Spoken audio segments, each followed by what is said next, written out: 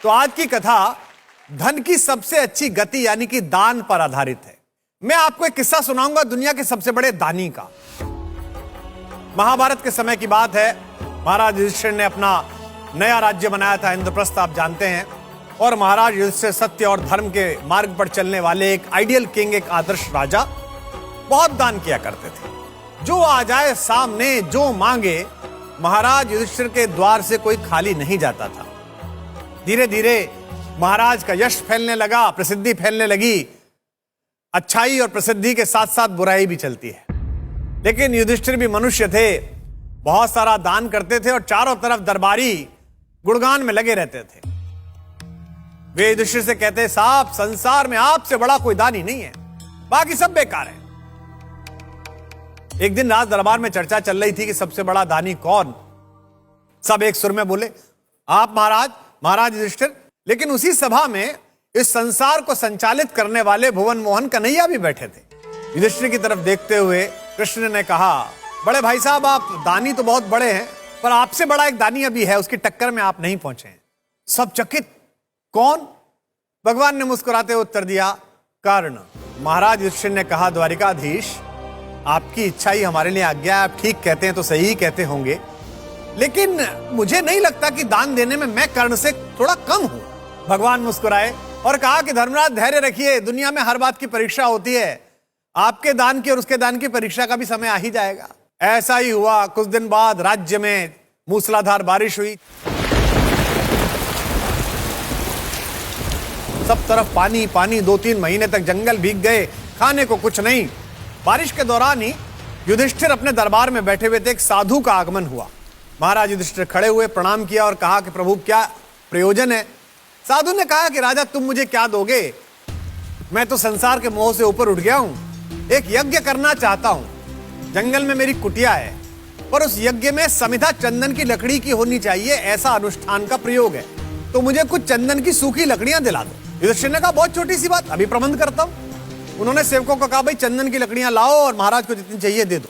थोड़ी देर बाद सेवक आए, खाली हाथ। प्रभु, चंदन की लकड़ी तो मिली नहीं, चूंकि पूरे राज्य में 4 मास से बारिश है, सब जगह भीगी हुई है। दरबार के चेहरे पर चिंता की रेखा। महाराज युधिष्ठिर ने परिस्थिति भापी और कहा कि भाई ऐसा करो, जो हमारे महल में चंदन की लकड़ियां रखी होंगी प्रयोग के लिए, वो ला के दे दो। तो पता चला साहब, वो तो सब खत्म हो गई। तो महाराज युधिष्ठिर ने क्षमा चाहते हुए कहा कि साधु महाराज, मैं आपसे क्षमा चाहता हूं कि मैं आपको आपका दान नहीं दे पा रहा हूं। साधु ने कहा, कोई बात नहीं। तभी भुवन मोहन कन्हैया बोले कि सुनिए महाराज, इनसे बड़ा एक दानी थोड़ा आगे रहता है, कर्ण नाम है उसका, जरा उससे मिल लीजिए, हो सकता है आपकी बात पूरी हो जाए। साधु ने कहा, ठीक है, सुना तो उनके बारे में, वहां चला जाता हूं। अब जब चलने लगा तो युधिष्ठिर के दिमाग में बड़ा खलल पैदा हुआ। उसने कहा, आपने कह तो दिया, जब कहीं है ही नहीं चंदन की लकड़ी, तो कर्ण कहां से देगा? हम और आप भी चलते हैं। तो दोनों वेश बदलकर उसके पीछे पीछे चले।